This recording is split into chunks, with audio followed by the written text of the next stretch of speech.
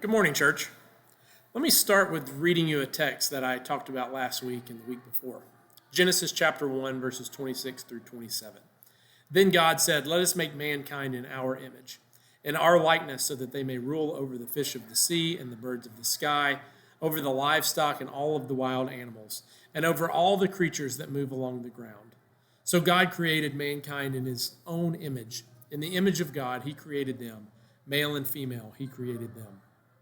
Man, the crown of God's creation, humanity, we are created in the image of God.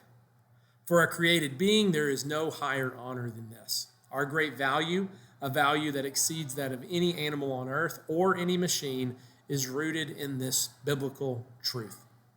Last time I spoke with you, I laid out the fact that the image of God means that we're, number one, the crown of God's creation. Number two, we have dominion, and we are called to be stewards of this earth and be over the creatures. And third, we talked about how we are God's ambassadors to the world. These ways of speaking of the image of God refers to our position. We are higher than any other earthly creation. We are put in charge of earth, and we are commissioned by God as his representatives. Today, I want to look at some more aspects of what it means to be created in the image of God. In particular, what of man can be likened to God? Or what of man resembles God in ways that no other physical creatures do? We're going to look at three things. Us being created in God's mental likeness, his moral likeness, and his social likeness. Let's look at the mental likeness first. God has a perfect intellect and a perfect volition or will. He has perfect freedom. We carry the likeness of God in that we have an intellect and we have freedom. When we talk of intellect, I don't merely mean the ability to calculate or remember things. Many animals have the ability to remember to some extent or another. Computers and AI can retain much more information than we can individually. It can calculate much faster than us. However, animals and computers cannot reflect on concepts such as truth, goodness, and beauty. Can a computer beat a man at chess? The answer is yes. Can a computer reflect on the beauty of the game of chess? The answer is no. When God spoke to Isaiah in Isaiah chapter 1, verse 18, he says this, "Come now, let us reason together." God says this to Isaiah as he is talking about salvation, about how he will wash away sins, and though they are as scarlet, they will become white as snow. If we look at Proverbs, we can paraphrase much of it, and we see that we are told that wisdom and understanding come from the Lord, and we are called to seek it. God is the truth, and he knows all truth. God made us to know him, so he gives us an intellect to perceive the truth. Next is freedom. God chooses, he decides, and declares. Isaiah chapter 46, verse 10 says, "God makes known the end from the beginning, from ancient times what is not yet done. God declares what is coming and what he will do. He will make it known to you before it happens." We're also given the ability to choose. Obviously not to the same extent as God, but nevertheless it's there. If you think about Joshua chapter 24, verse 15, it says this, and this is said to the Jewish people, "Choose for yourself this day whom you will serve."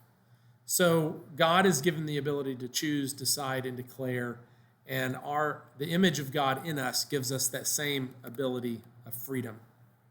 God chooses, and of his own will, we, being made in his image, are given a will to make choices.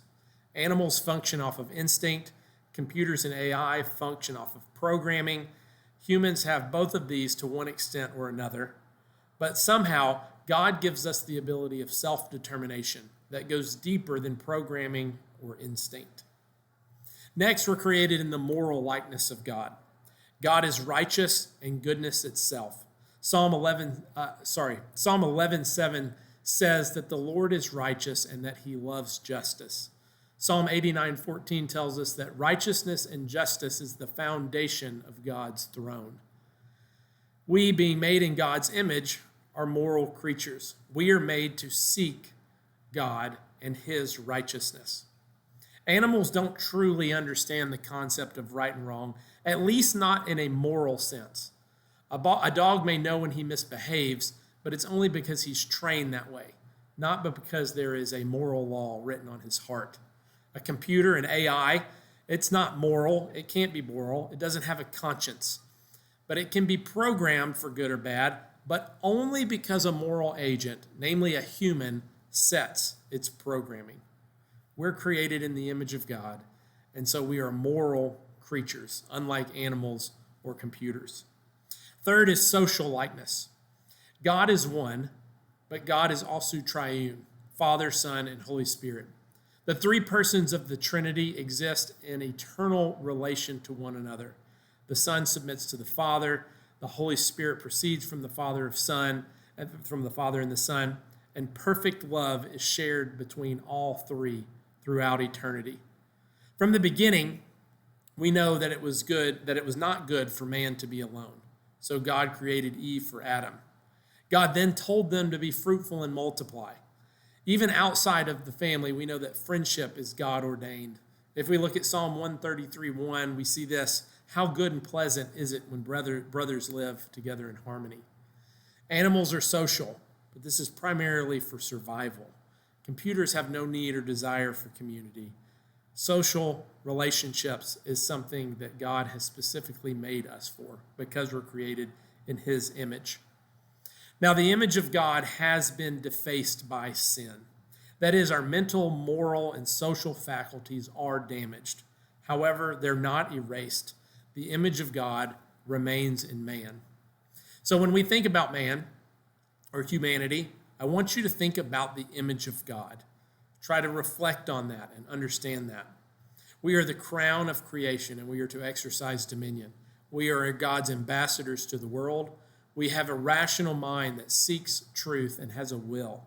We are moral creatures concerned with good and evil. We are social, made for relationships, primarily with God, but also with others.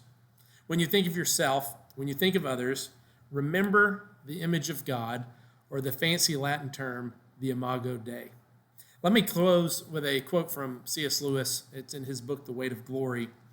There are no ordinary people.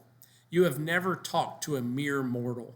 Nations, cultures, arts, civilizations, these are mortal, and their life is to ours as the life of a gnat. But it is immortals whom we joke with, work with, marry, snub, exploit, immortal horrors or everlasting splendors. This does not mean that we are to be perpetually solemn. We must play, but our merriment must be of that kind, and it is in fact the merriest kind, which exists between people who have from the outset taken each other seriously. No flippancy, no superiority, and no presumption. I'll be praying for you. Please pray for me, and Lord willing, I'll see you next week.